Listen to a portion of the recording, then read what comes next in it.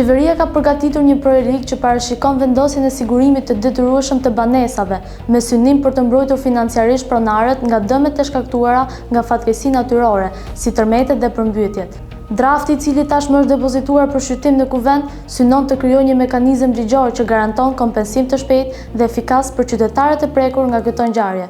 Sipas projektligjit, modeli propozuar bazohet në praktika të konsoliduara ndërkombëtare, duke marrë shembull edhe vendet si Turqia dhe Rumania, ku skemat e sigurimit të detyrueshëm kanë ndihmuar në uljen e ndjeshëm të kostave ekonomike që vijnë si pasojë e katastrofave natyrore. Zbatimi i këtij sistemi pritet të përmirësojë menaxhimin e riskut në Shqipëri, duke garantuar mbrojtje më të madhe financiare për familjet dhe duke ulur presionin mbi buxhetin e shtetit pas emergjencave. Shqipëria ka një histori të theksuar të aktivitetit sismik, që nga viti 1900 janë regjistruar 12 tërmete me magnitudë mbi 6 ball, ndërsa më shkatruesi mbetet ai nëntori 2019 me magnitudë 6.4 ball, i cili preku më shumë se 200.000 qytetarë në disa bashki, përfshirë Tiranën dhe Durrësin.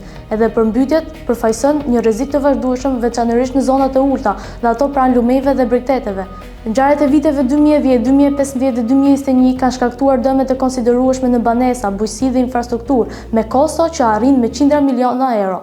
Sipas vlerësimeve të Bankës Botërore, këto fatkeqësi rrisin ndjeshëm barrën fiskale dhe ekspozojnë familjet ndaj rrezikut të varfërisë. Projektligji parashikon që kufiri maksimal i shumës dhe sigurimit përcaktohet në vendim të Këshillit të Ministrave, ndërsa pjesa e zbritshme do të jetë 2% e vlerës së dëmshpërblimit dhe do të mbulohet nga i siguruari.